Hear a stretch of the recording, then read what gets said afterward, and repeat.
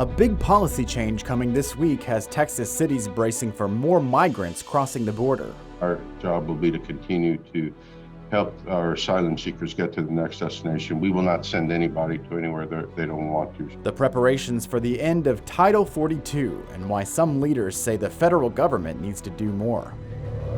Conflict at the Capitol over a bill to ban transition-related care for Texas children. Why the debate led to people getting kicked out of the building.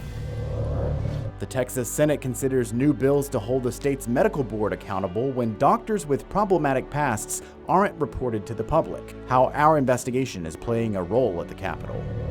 The race for Senate ramps up in Texas. How a former pro football player is preparing to take on Ted Cruz in one of the biggest races on next year's ballot.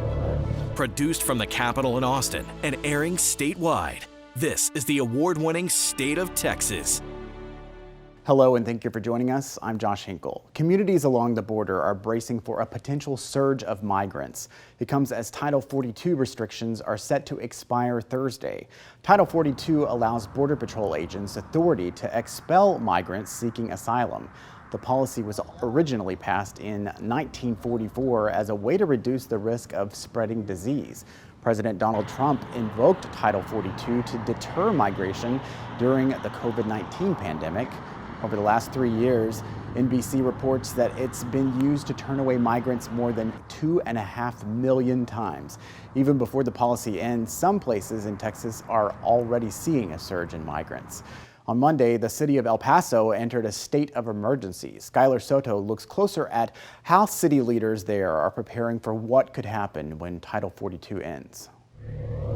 They're not coming to El Paso, they're coming to move to come to the United States. There is no doubt that the immigration process is broken. After Mayor Oscar Leeser's state of emergency, migrants continue to flood the streets of El Paso. City leaders say they are expecting 12,000 to 15,000 people to cross when Title 42 ends. Coming to the United States, and our job will be to continue to help our asylum seekers get to the next destination. We will not send anybody to anywhere they don't want to. So we'll interview and make sure to send them. The mayor saying how important it is to decompress the community by preparing vacant EPISD schools and, if needed, the Civic Center with the money collected from the federal government. We have received $22.5 million to be able to do the job today. We still have $15 million that we'll continue to use. This is not on the back of the local taxpayers. The goal is to help these migrants get to their next destination. And it's not just about transporting those that don't have a means to get to the unsponsored.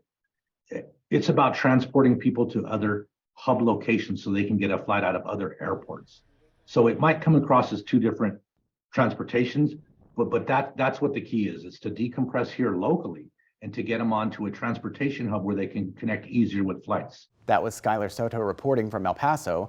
The end of Title 42 has communities all along the border preparing for a surge. Homeland Security Secretary Alejandro Mayorkas spent 2 days visiting part of the Rio Grande Valley. He met with local leaders and Border Patrol officials as they brace for the end of the policy. Mayorkas says the Biden administration has plans in place to respond to a potential surge of migrants. The administration announced that they will deploy 1,500 active duty troops to assist Border Patrol. But the administration faces critics from both sides of the aisle who say that's not enough. Senator John Cornyn believes the administration is unprepared for a likely surge. After saying that the border is secure, then to send 1,500 active duty military to the border is just an empty symbolic gesture.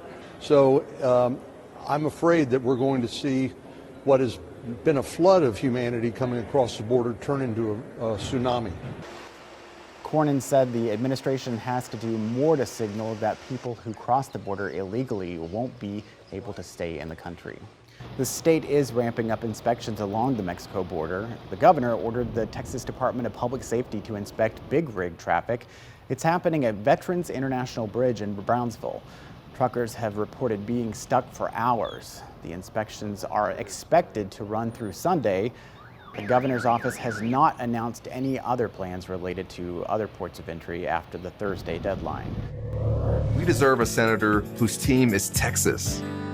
Ted Cruz only cares about himself. A battle for one of Texas' U.S. Senate seats is heating up. A former NFL player is looking to take on Ted Cruz.